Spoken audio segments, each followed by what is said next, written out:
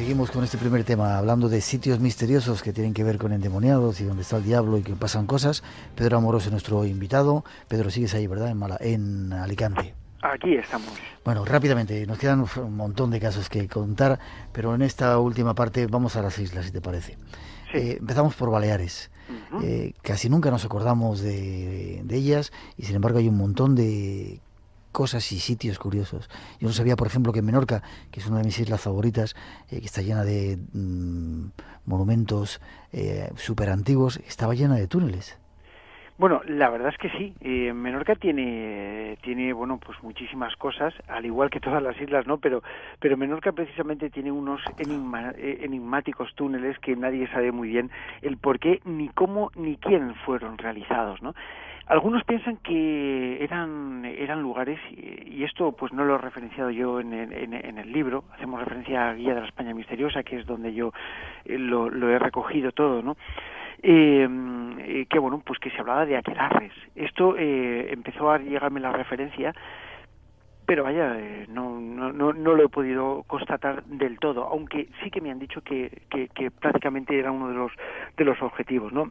Pese a que han sido utilizados, se llaman los túneles de San Felipe, precisamente, que están dentro de lo que es la fortificación de San Felipe, en Villacarlos concretamente, y bueno, pues parece ser que está todo Menorca horadada por debajo.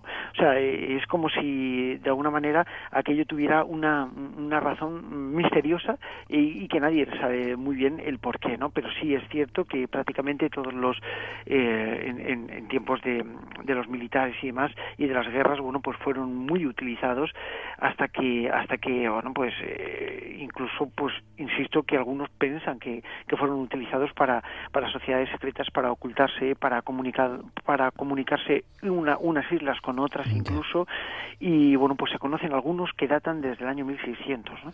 O sea que fíjate tú hasta qué historia puede llegar a tener este tipo de túneles. Muy recomendable visitar Menorca, por su paisaje y por sus gentes. Vamos a otra isla, Cabrera.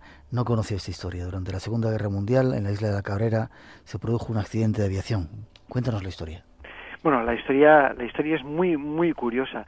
Pues sí, así es. Se produce un accidente de aviación de una aeronave alemana, además. Me parece que era Dornier o algo así, se pronuncia así, creo. Y bueno, pues se cayó al mar junto con los 4 tripulantes que iban. Y parece ser que nada más sobrevivió, y además de manera milagrosa uno de ellos, y el resto, bueno, pues murió, ¿no? Solamente se encontraron prácticamente los cadáveres de algunos, y el resto prácticamente desaparecieron. El caso es que esta persona que sobrevivió, bueno, pues vivió durante el resto de su vida allí.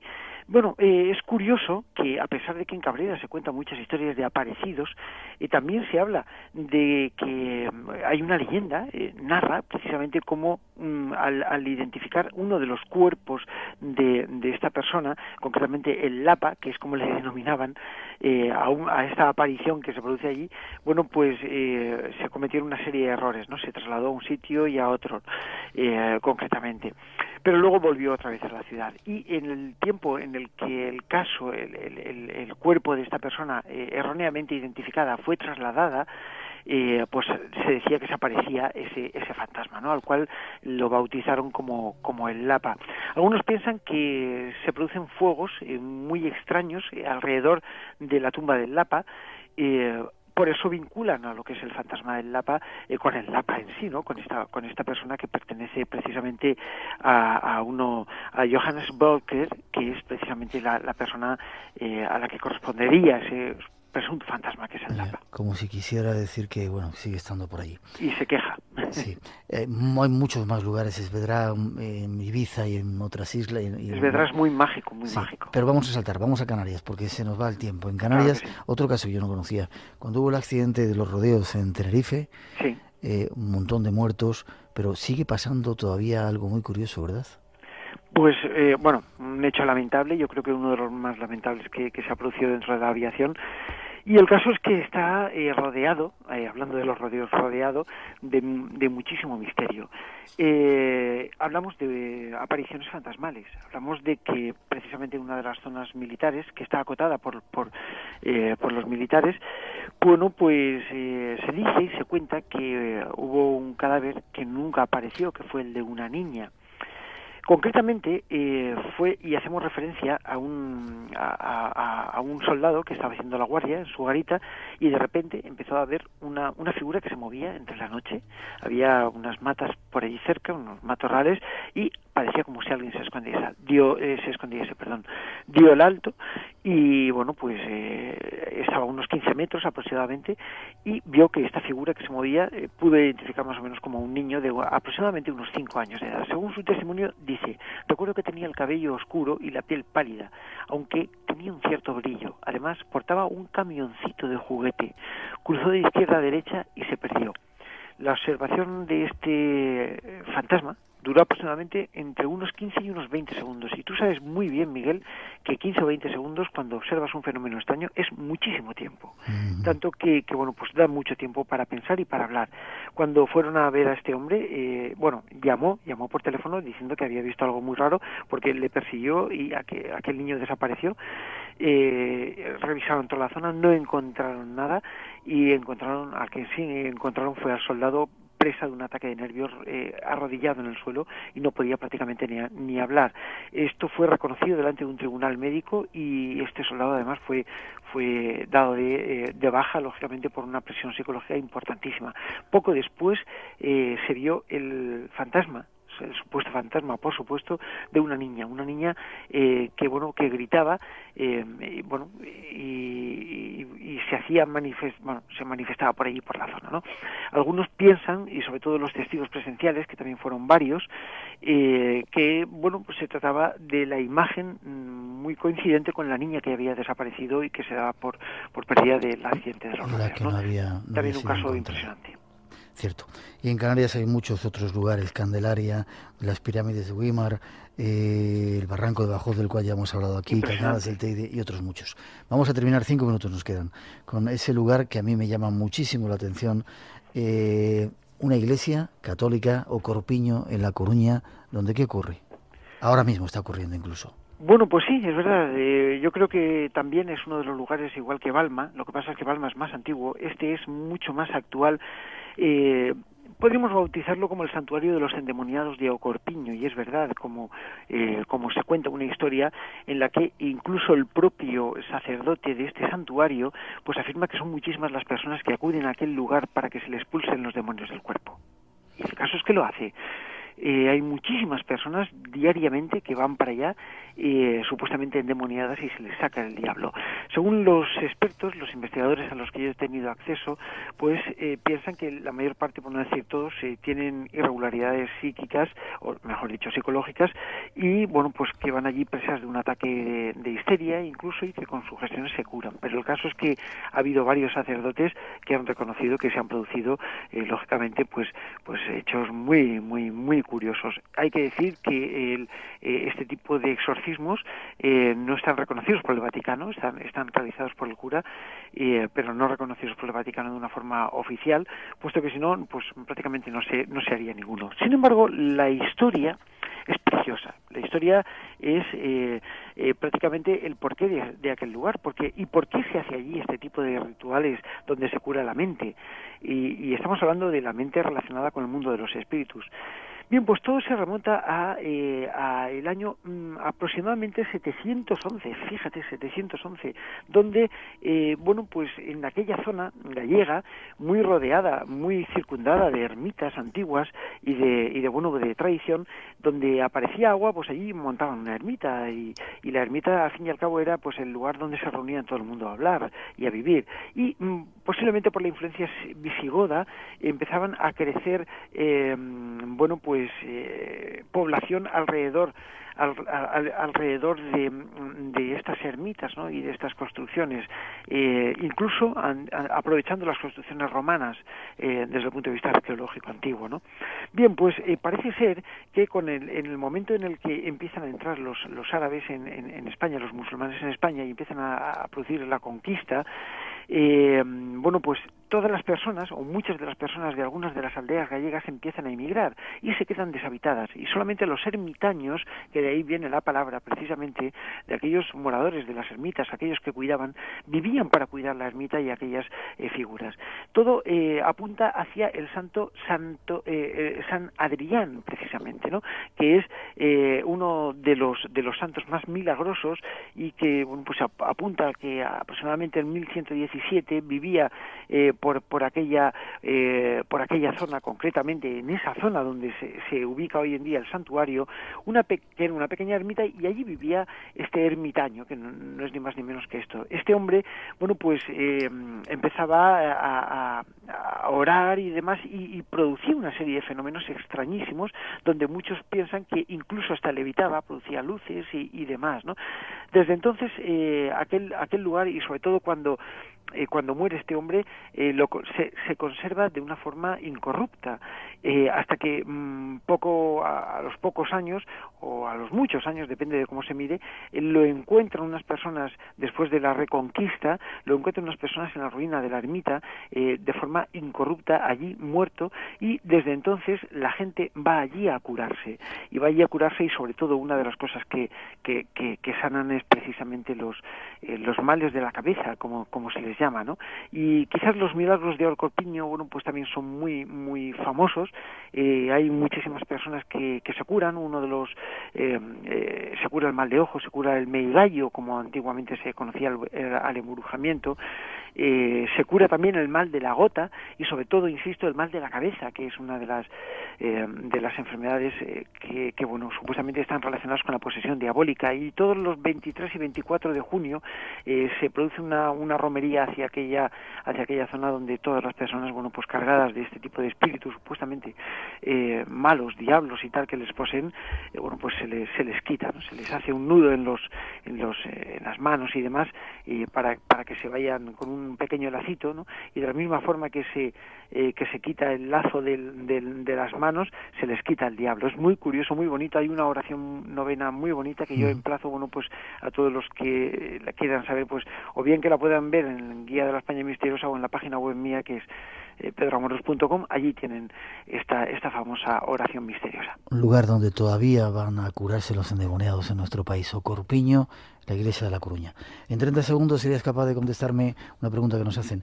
Dice que hables de la archinombrada y supuesta psicofonía del infierno de Germán de Argumosa, y esos 10 minutos que nadie ha oído, dice que él sepa si los hemos escuchado. ¿Pero esa psicofonía hablaba del infierno o lo dejamos para otro momento? Bueno, antecedo estos 30 segundos, aunque lo dejaremos para otro momento, porque es un tema interesantísimo. Pero bueno, decir que efectivamente esta psicofonía es muy famosa, pero yo solamente he tenido oportunidad de escuchar un trocito, que es el trocito que creo que todo el mundo ha escuchado. Yo la he escuchado entera. Y bueno, pues, lamentablemente yo no la he podido escuchar. Sí que es verdad que es impresionante. Es impresionante. Y bueno, pues podríamos dejarlo ahí como punto y seguido, y algún día hablar de ella. Hablamos de ella. Nos pasan una nota que dice que Ocorpiño no está en La Coruña. Ya me pasó otra vez que hablamos diciendo que muchos libros ponen La Coruña, sino que está en Pontevedra. En Pontevedra, sí. ¿Está en Pontevedra? Sí, o sea que era fallo mío. Vale, perdón, fallo mío. Aunque muchos libros ponen que Ocorpiño está en La Coruña. De cualquier forma iremos a verlo, es un lugar que hemos visitado y que seguiremos. Pedro, en un momento te saludo. Con este sonido de ese mar cercano que tienes en Alicante, te doy las gracias por haber estado hoy con nosotros. Si quieren conectar contigo, vuelvo a dar ese contacto de la página web. Claro, www.pedroamoros.com. Gracias por este viaje que hemos hecho por algunos lugares misteriosos de este país. Gracias por el trabajo que has hecho. Enhorabuena por el libro y te emplazo para seguir hablando de todo ello, ¿vale? Gracias a ti, Miguel, gracias al equipo y desde luego gracias a los oyentes por haberme aguantado tanto tiempo, y yo voy a beber agua, que me la he ganado. Venga, un abrazote fuerte, descansas, saludos, besos a la familia, nos vemos prontito. Gracias. Vamos con noticias. Llega un personaje que muchos nos preguntáis por él, va a la zona de Cataluña, os dejamos con ello, y luego OPARS, objetos fuera del tiempo, en nuestro siguiente tema aquí en ese espacio en blanco de hoy. Acerca de esta visita. Buenas noches, Noemí. Hola, buenas noches. ¿Cómo estás? ¿Cómo estás? Muy bien, ¿y tú? Bien, aquí organizando ya la avenida de Merinín. Bien, ¿desde cuándo la conoces? Yo desde hace varios años, desde hace 6 años más o menos. Vaya personaje, ¿eh? Y somos amigas, somos amigas, muy amigas. Ya. Es un personaje. Vaya personaje. Es maravillosa. Nos quería llevar este año a Canadá a esas conferencias que organiza. Sí. Nos estaba invitando. Sí, a mí de hecho, voy a hacer una exposición, una conferencia. Me ha invitado a exponer mi trabajo, así que estoy súper contenta. Qué bien, qué bien. Muchos oyentes nos preguntan si va a regresar. Viene de nuevo Marilyn Rosner, ¿verdad? Sí, viene del 13 al 19 de mayo, estará en Barcelona. 13 al 19 de mayo, sí. Ya nada, dentro de 2 semanas. Sí, ya mismo. Entonces, y el día 16 ¿Sí? hará 2 seminarios, que es sábado, uno por la mañana y otro por la tarde. ¿Seminarios sobre qué? Bueno, ella los ha elegido a los temas, sobre todo el de la tarde. Influencias de vidas pasadas en nuestra vida actual, y el de la tarde es cómo prepararnos para el 2012. Ya. Y además me lo ha pedido ella especialmente que ponga ese tema. Ya, curioso. A ver si tenemos oportunidad de hablar con ella, a ver cuál es su opinión acerca de ese 2012. Yo me imagino que tendrá mensajes, que habrá recibido mensajes, porque está muy interesada en esto. Mensajes de esos espíritus que ella ve que se le aparecen. De Daisy, su espíritu se llama Daisy. ¿Daisy? Sí, Daisy, como Margarita en inglés. Sí. Eso no nos lo había contado. Ah, ¿no? No. Sí, pues ella tiene desde niña su espíritu, aquel espíritu con el que ella contacta, se llama Daisy, se lo ha manifestado. Bueno, se lo habría ya manifestado hace muchos años. Claro. Qué coqueta que es, ¿eh?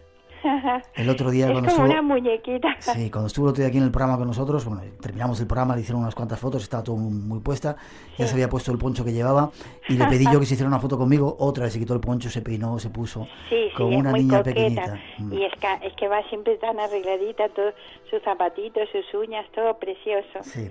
Pero además es un ser fuera de lo común, fascinante, digno ciertamente. De conocer y de tratar. Para toda la gente que no lo sabe todavía, Marilyn Rosner es esa medium que es capaz de comunicarse con los espíritus. Desde hace un montón de años lleva comunicándose con ellos, ha venido varias veces a España, a través de ella familiares. Recuerdo que hemos hecho varios programas con ella en Canarias y en algunos otros sitios, y de repente monta un cirio porque ve la gente que acompaña, los espíritus que acompañan a los mortales, y monta un cirio tremendo. Va a venir a dar 2 seminarios y hay una serie de consultas en Barcelona del 13 al 19 de mayo. Noemí, teléfono de contacto para la gente interesada. Bueno, teléfono de contacto 618-5604-34. Vuelvo a repetirlo lentamente, atentos la gente de Barcelona y la gente que quiera viajar hasta allí, zona de Cataluña, para ver a Marilyn Rosner. 618-5604-34. ¿Y una página web o algún otro? Sí, pueden consultar en mi página web, que es www.noemirosas.com. Sin acento ni nada. Sin acento ni nada, noemirosas.com. Perfecto, sí. Noemí, un placer. Espero verte. Ojalá podamos comunicar con Marilyn esos días que esté ahí para que nos cuente esos datos del 2012 y darle un beso de nuestra parte, que la queremos. Muchísimas gracias, Miguel. Nos vemos pronto. Un abrazo, hasta pronto. Hasta. Espacio en Blanco. Tu cita con lo desconocido. En Radio Nacional de España. Con Miguel Blanco.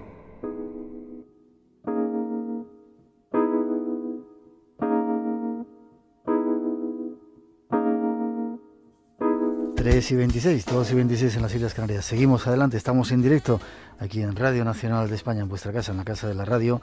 Este es el Espacio en Blanco. Ojalá estéis disfrutando del programa y del puente si lo habéis tomado. Y seguimos adelante. Hay gente que piensa que hay muchos objetos en el mundo que prueban que no hemos estado solos, que ha habido otra gente que ha vivido antes que nosotros. Son los llamados OPARs, uno de los temas fascinantes que vamos a tratar a partir de ahora. Nuestro teléfono sigue abierto por si queréis intervenir en ese concurso que tenemos, 900-137-137. 5 libros tenemos esta noche. Llamada gratuita 900-137-137. Con esos objetos fuera del tiempo os dejamos.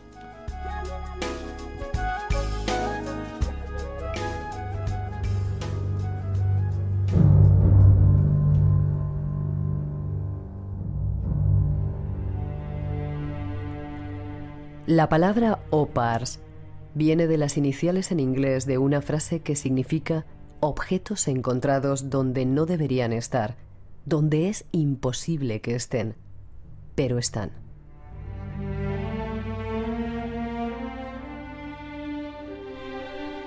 Hay muchos ejemplos sembrados a lo largo de los 4 rincones del planeta, y todos ellos representan un desafío a la lógica humana. Veamos algunos ejemplos. La famosa pila de Bagdad, conservada hasta la guerra de Irak en el museo de dicha ciudad, es un pequeño generador eléctrico formado por un recipiente de barro y una varilla metálica. Su sorprendente uso lo descubrió un científico curioso, intrigado por la forma y características de ese objeto secular. Otro ejemplo podrían ser los famosos mapas de Piris Reis. El mapa de Piris Reis perteneció a un marino turco del siglo XV, anterior al descubrimiento de América y muy anterior al momento en que al fin se trazó el primer mapa fiable del continente. Lo extraño de este curioso mapa es que refleja la costa sudamericana, pero además parte de la Antártida, y este último continente fue descubierto siglos después.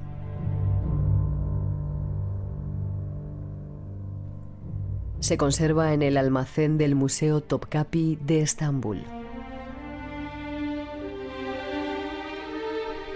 Pero quizás entre todos estos extraños objetos destacan las calaveras de cristal.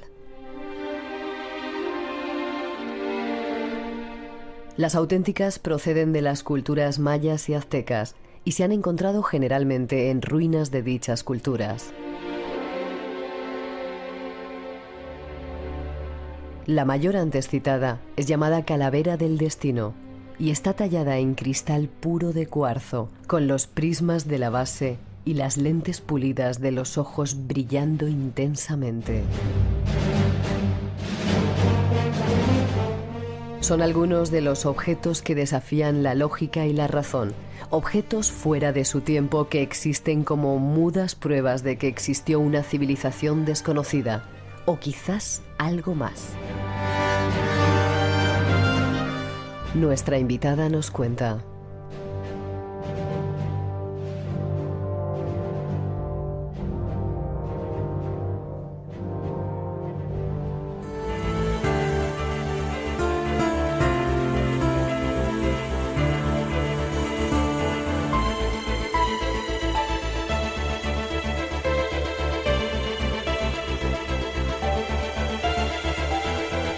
Y vamos con un nuevo tema.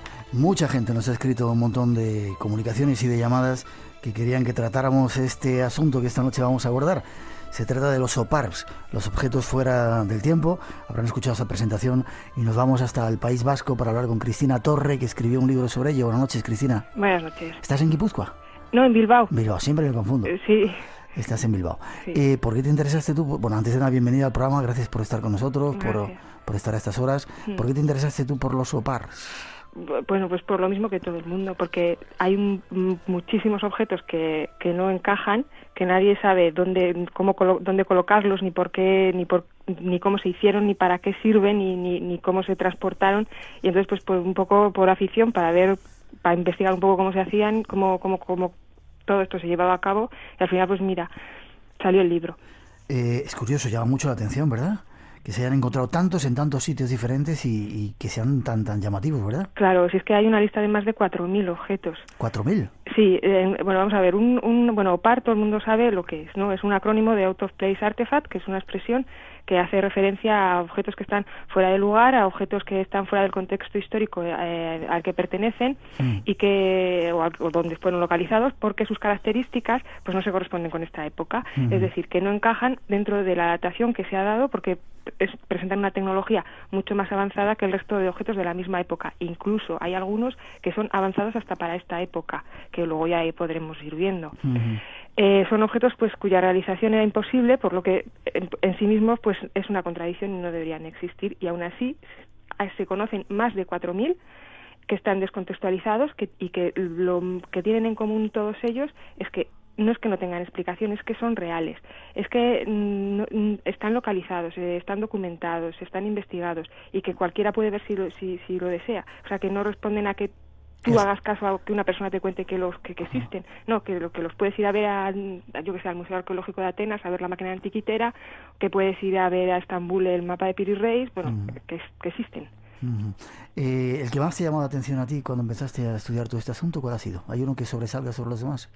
Para mí es el mapa de Piri Reis. ¿Mapa de Piri Reis? Sí, para mí sí. Bueno, no sé si se pudiera... bueno, lo curioso es que están en todas las partes del mundo, ¿verdad? Sí. Y que algunos son antiquísimos, tienen cientos de miles de años. Sí, pues por ejemplo, la huella encontrada en Utah, en Estados Unidos. Atentos, espera, a nuestros oyentes, por si no conocen el tema, atentos porque esto sí que es súper increíble. Una huella encontrada en la piedra fosilizada. Sí, que se encontró en 1968 y las marcas indicaban que pertenecía a un pie calzado, o sea, calzado, y además con un trilobite fosilizado en el talón, lo que indicaba que podría la huella haber pertenecido al periodo cámbrico y tener, por tanto, pues 500 millones de años.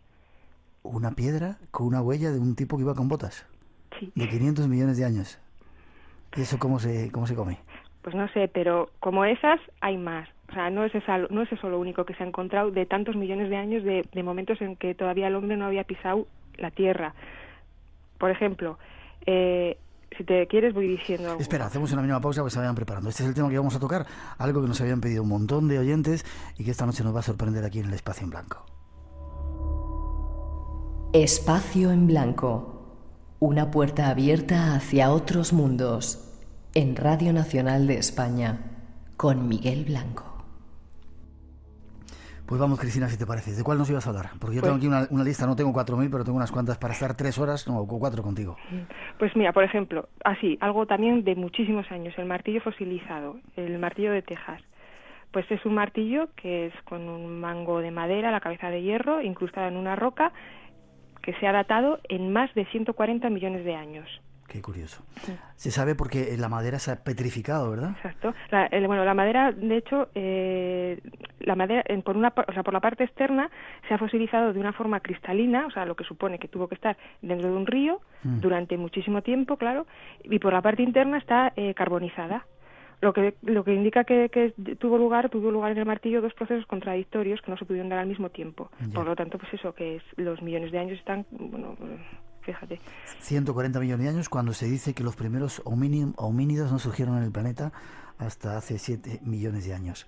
Y las herramientas, las primeras, se empezaron a usar hace 2 millones de años. ¿Cómo se explica esto? Pues mira... Eso es que no tiene explicación todavía. Más cosas. Por ejemplo, cosas también así de millones de años que llaman mucho la atención. Las 2 esferas que se encontraron, una en Sudáfrica y otra la esfera negra de Ucrania. La esfera de Sudáfrica es una esfera muy chiquitina encontrada en el interior de una mina en un estrato geológico correspondiente a hace 2.800 millones de años. ¿2.800 millones de años? Sí. Lo curioso de la esfera es que la circundan 3 líneas tan perfectas, tan precisas, que se ha hablado incluso de que estos surcos se tuvieron que hacer en una situación de ingravidez. ¿Sí? Eso con la esfera de Sudáfrica. Espera, ¿y es una esfera de qué material? Pues no sé, el metal de un metal, no sé qué metal es, la verdad. Ya, ¿una esfera perfecta? Perfecta. Lo que llama la atención son los 3 surcos que la circundan. Luego está la esfera negra de Ucrania. La esfera negra de Ucrania se encontró en un estrato geológico de más de 10 millones de años. Es una esfera de un poco más de medio kilo y tras analizarla se descubrió que su núcleo tiene una densidad menor de 0. Es decir, que estaría formado por antimateria o masa negativa. Bueno, la antimateria, como todo el mundo sabe, es lo contrario de la materia, por lo que si ambas entran en contacto, pues se podrían aniquilar, podrían producir una explosión de energía. Entonces, de esto se deduce que es la esfera incluso es más avanzada tecnológicamente que lo que podría imaginarse incluso para estos tiempos, ¿no? El problema es que no se puede saber con certeza si dentro de la esfera hay masa negativa o hay antimateria, porque para ello habría que perforarla y nadie se ha atrevido a hacer por temor a las consecuencias, a que se produzca radiación electromagnética o surgimiento de otras partículas, o luego no se atreven. Ya, ¿y dónde está? ¿En Ucrania? ¿En algún museo en Ucrania? Sí. Curioso.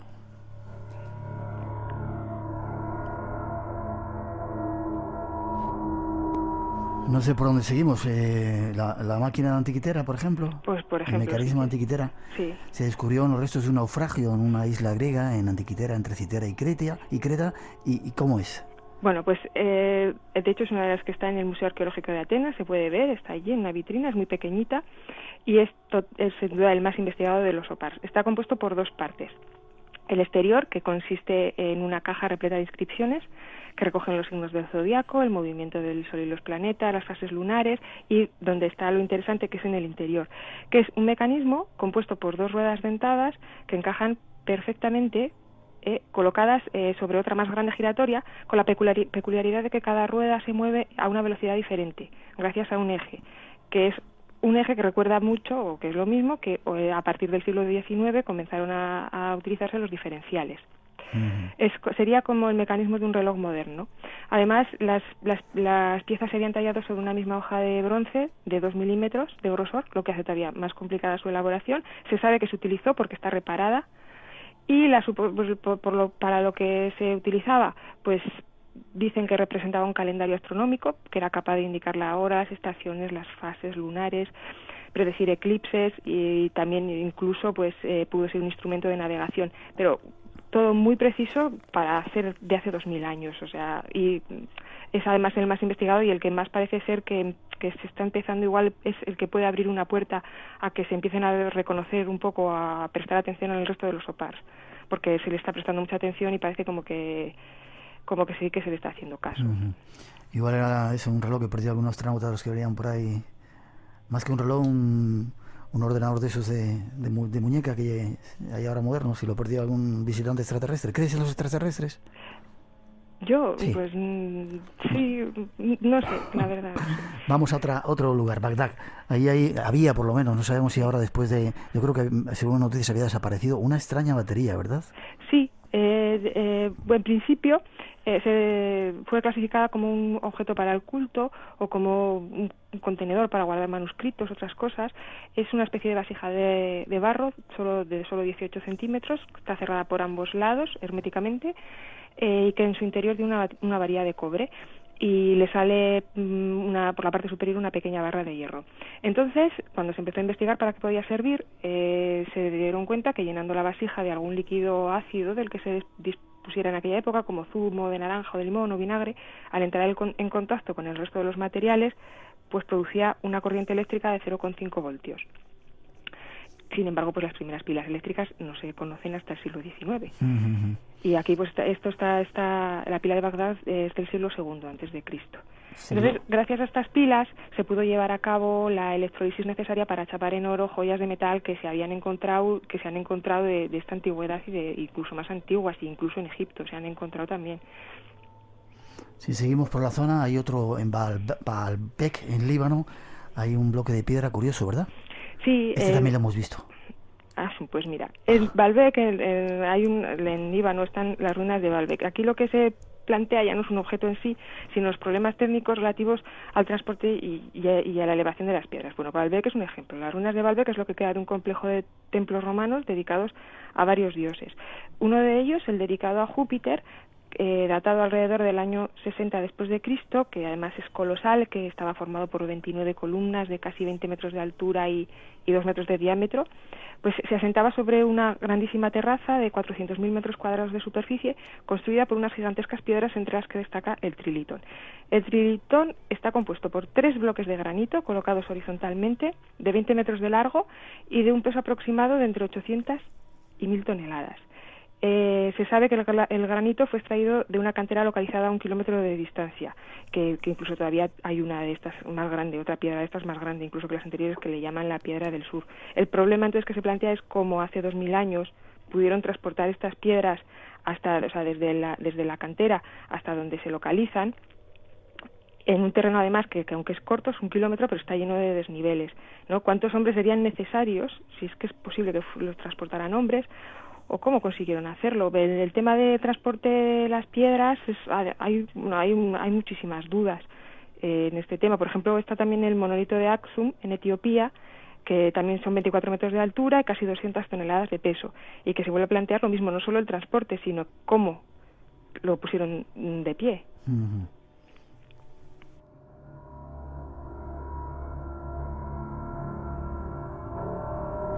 Luego, Cristina, hablaremos de más piedras, pero nos iremos a la Gran Pirámide. Mapas.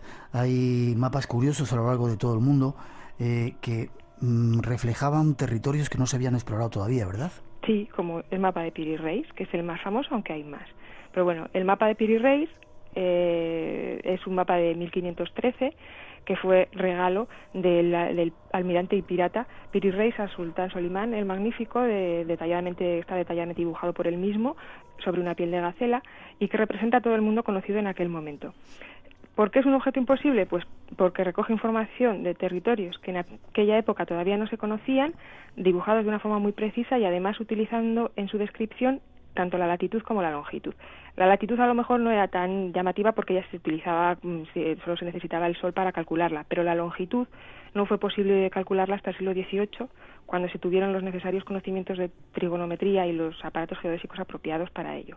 Luego, los lugares que describe, pues todos ellos que no, voy a decir los que no se conocían en aquella época, en 1513. El nacimiento y el trazado del río Amazonas, la Patagonia, las Islas Malvinas, los Andes, y lo más sorprendente es que en el mapa aparece también la Antártida y Groenlandia, que si bien al principio parecía que estaban mal dibujadas, luego se descubrió que en realidad se habían dibujado sin la capa de hielo que las cubre de más de 1 kilómetro de grosor. De esta forma aparece dibujado el contorno de la costa tal y como debió de estar antes de la última glaciación, hace al menos 10.000 años, que esto se conoce actualmente gracias a técnicas pues, como de satélite, fotografías de infrarrojas tomadas desde el espacio, etcétera. Y la pregunta es quién hizo esos mapas, ¿verdad?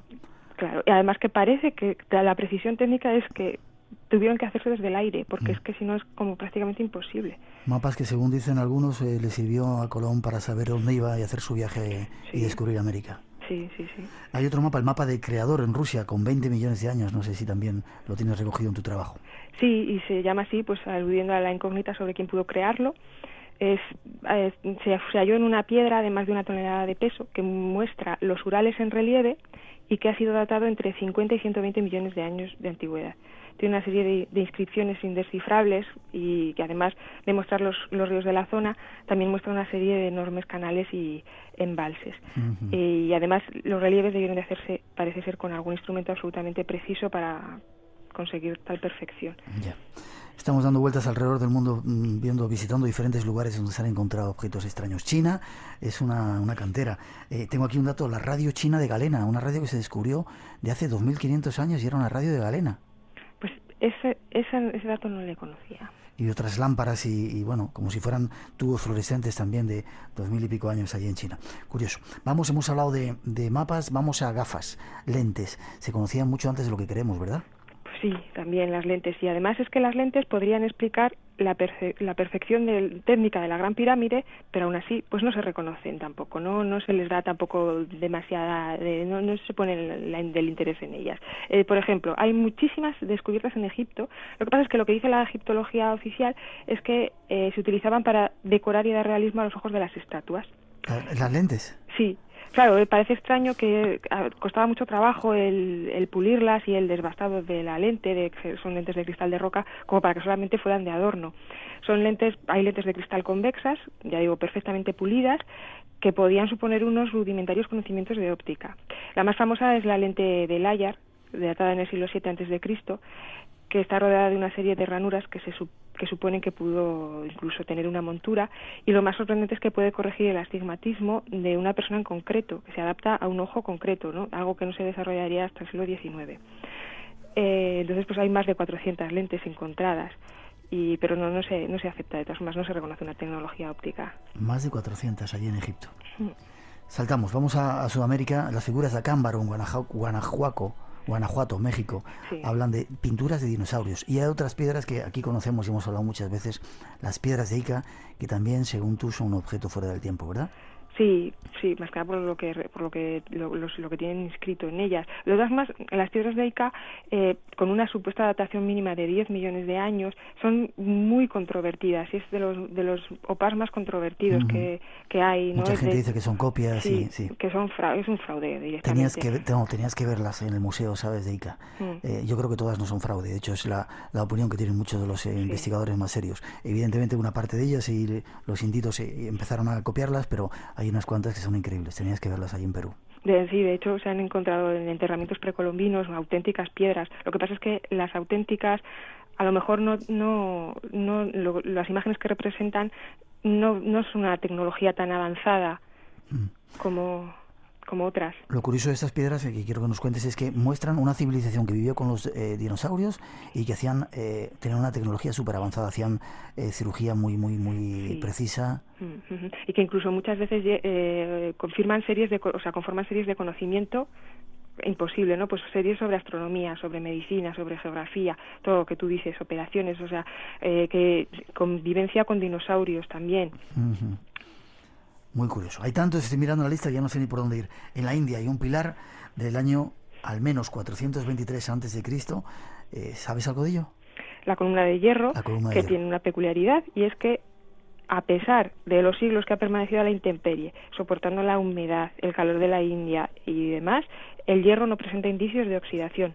Lo que se lleva a plantearse, pues, qué método se llevó a cabo hace más de 1500 años para conseguir algo que solo se ha podido conseguir actualmente gracias a técnicas modernas. Y tienes que verla allí en mitad de la calle, ¿sabes? Es curioso. Sí. Hay otra villa de cinturón de China que, según dice, era de aluminio, datada en el 265 a.C., cuando evidentemente el aluminio ni se conocía. En un momento nos vamos a ir a Egipto, un lugar donde se encuentran muchos de estos objetos extraños.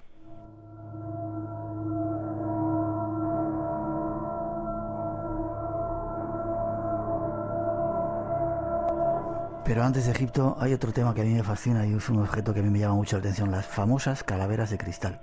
Sí. ¿Dónde se han encontrado? Bueno, las calaveras, la calavera de cristal de cuarzo, la más famosa de todas, es la calavera del destino, que es la que encontró Michel Hedges bajo las ruinas de un altar maya en las Honduras británicas, en el actual Belice, en los restos de una ciudad que llamó Lubantum. Es una calavera hecha con una sola pieza de cristal de cuarzo que no tiene marcas de tallado. El cuarzo es un mineral muy duro, de tal forma que con cualquier cosa con la que se le trabajase tendría que haber dejado alguna marca. Bueno, pues no tiene ninguna marca. Presenta un pulido perfecto que se desconoce cómo pudo haberse hecho. Es del tamaño además natural, la parte inferior es móvil, encaja perfectamente con la superior, y una cosa muy curiosa es que ha sido tallada contra el eje natural de la veta del cristal, lo que supone que se tendría que haber roto. O sea, se rompería hoy en día si se hiciera con láser, que es lo más moderno. Bueno, pues no se rompió. Además, el cristal de cuarzo con el que está hecha la calavera procede de Brasil, también a cientos de kilómetros de las Honduras británicas, donde se encontró. Y es muy curioso que, bueno, en total hay 12 calaveras. Bueno, pues la leyenda maya dice que en el momento en que 13 calaveras de cristal se junten, los secretos de los mayas serán revelados a los hombres. Con que habrá que esperar. ¿Se han encontrado cuántas? 12. ¿Falta una? Sí. A ver si se encuentra.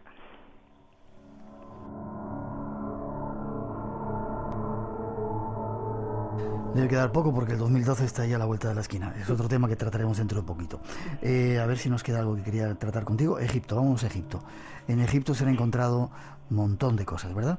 Sí. Las lámparas de Dendera, por ejemplo, es un grabado de un bajorrelieve que está en el templo de Dendera, dedicado a la diosa Hathor. ¿Y qué significa? Bueno, oficialmente significa que es una manifestación de la conciencia. Pues claro, pues una metáfora como todos los jeroglíficos. Manifestación de la conciencia. Eso oficialmente. Lo que pasa es que lo ves y son dos cartuchos ovalados con una serpiente dentro, que recuerdan mucho a una bombilla, unidos a una caja con una especie de cables, que es como una batería. Y bueno, pues todo esto pues hace pensar que pudieran tener electricidad, que por otra parte explicaría cómo se hicieron las inscripciones de lo más profundo de las tumbas, donde no se han encontrado restos de hollín, si se hubieran utilizado antorchas, ¿no? Pues podría explicarlo, o cómo se habían chapado las joyas en oro también de aquella época que se han encontrado. ¿Y sabes lo curioso de este objeto, de esta inscripción? Es que está en el lugar el más profundo del templo, el más oscuro. Ahí lo dejaron, como que quisieran dejar una prueba de decir, ¿visteis? Para que veáis cómo hicimos esto, aquí está la prueba. Una especie de lámpara y de bombilla. Muy curioso. Hay aviones también que se han encontrado en el Museo de Egipto, ¿verdad? Sí, el pájaro de Saqqara, que es una miniatura que representa un halcón construida hace más de 2000 años, que está, parece ser que ya no está expuesto en el Museo del Cairo. Y las peculiaridades es, bueno, pues que el ala derecha es más pequeña que el ala izquierda, que la cola, en vez de ser horizontal como la de los pájaros, es vertical, y entonces todo esto le confiere a la figurita una serie de características aerodinámicas que le acerca más a los aviones modernos que a la miniatura de un pájaro, que a simple vista parece lo que es lo que es. De hecho, se intentó hacer, o sea, se le hizo volar y efectivamente voló durante unos metros. Volaba. ¿Sabes? También se han encontrado boomerangs en el Museo del Cairo. Sí, lo tenía noticias, sí, se han encontrado de todo en Egipto. De hecho, hay una cosa también, no es un boomerang, pero llama mucho la atención, que es, igual lo conoces, es el disco del príncipe Sabu. De Sabu, sí. Sí, que está descubierto en su tumba datado hace más de 5.000 años y que también podría explicar un poco cómo se hizo la pirámide, la gran pirámide sobre todo. Es un disco que parece un ventilador o la hélice de un barco, pero que no se sabe nada sobre su utilidad. Lo único pues, es que es una pieza redonda con un orificio en el centro que recuerda una rueda. Entonces podría pensarse que ellos conocían la rueda. Pero no. Curioso. Vamos a la Gran Pirámide. Dices que la Gran Pirámide es una de las pruebas de un objeto fuera del tiempo. Si nos oyen los arqueólogos oficiales nos matan, bueno. Y si nos oyen los arqueólogos egipcios nos matan más todavía. ¿Por qué dices eso? ¿Por qué lo crees?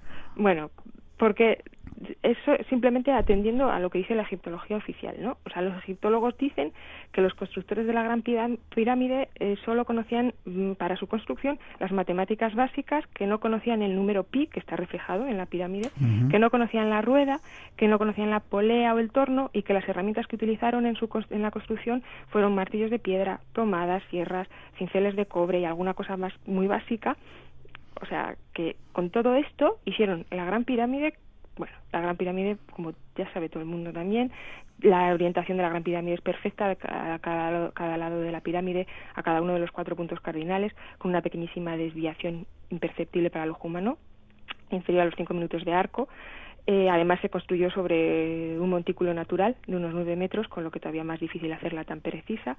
Las losas de revestimiento que la cubrían, unidas unas a otras, tan unidas que era imposible introducir ni un alfiler, que además presentan una ínfima desviación del corte recto de la piedra de 0,025 centímetros.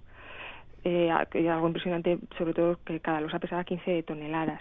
Y bueno, pues todo esto, todas estas precisiones, pues con todo lo que dicen los egiptólogos, con las herramientas básicas que tenían. O sea, que esa era la suerte, tuvieron suerte. Bastante difícil de creer, ¿verdad? Pues sí. ¿Y tú crees que esto es una prueba de que ese objeto está fuera del tiempo? ¿Qué es lo que crees o piensas? ¿Es otra teoría de que ya se lo encontraron construida los egipcios? Exacto, sí. Bueno, se cree, bueno, pues que la pirámide de Keops tiene 4.500 años, pero hay otras cronologías más atrevidas que dicen que tiene 10.000 años, basándose en teorías astroarqueológicas o paleoclimáticas, como que, vamos, que de tal manera que Keops pues ya se la encontró hecha.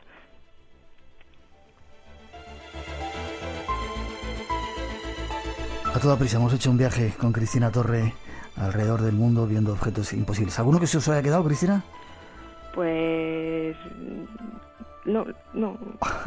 Explicación. ¿Tú crees que hubo una civilización o varias civilizaciones antes que las conocidas y han quedado ahí algunos pequeños restos de ellas, extraterrestres, sí. La Atlántida, no sé? Sí, quizás esa sería la explicación. Puede ser que la Atlántida, o que bueno, se proclama que los OPARS prueban la existencia de civilizaciones desarrolladas y desaparecidas, como pues la existencia de la Atlántida, que cuando se les avisaron de que se iba a destruir, según cuentan los diálogos de Platón, pues cogieron y se fueron a diferentes puntos del planeta y fueron dejando restos. Yo sé que podía ser una explicación. Sí. Cristina, gracias. Gracias por habernos avanzado este tema que nos habían pedido un montón de oyentes. Espero verte prontito. Nos vamos de viaje a ver alguno de esas por ahí por el mundo, ¿vale? Muy bien, gracias. Un beso grande, Cristina. Un beso. Hasta ahora.